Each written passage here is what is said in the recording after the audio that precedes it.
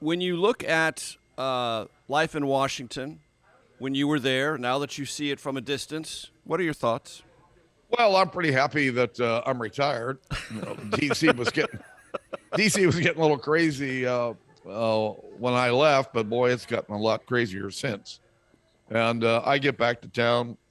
I don't probably 7, 8 times a year, but I try to avoid Capitol Hill. Mm-hmm.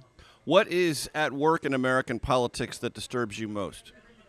Well, I think the polarization of America has resulted in the polarization of the Congress.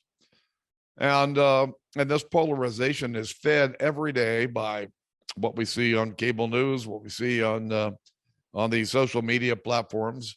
It's pushing and pulling people into one of two camps, leaving fewer and fewer people in the middle.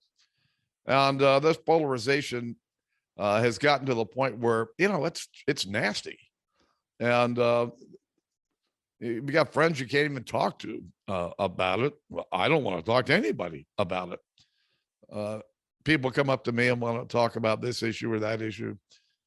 Some lady getting on an airplane over the weekend said, well, are you for Mr. Trump this year or next year? I said, we'll see. And then she went on to ask another question about the Congress. And I thought, I'm a little suspicious of this person because I don't think we're going to agree on much of anything. I think she was a right-wing nutcase. So where are you on the idea of Mr. Trump for next year? I think it's time for the Republican Party to move on. And frankly, I think it's time for Donald Trump to move on. Well, do you think either of those two things are going to happen? Hope springs eternal.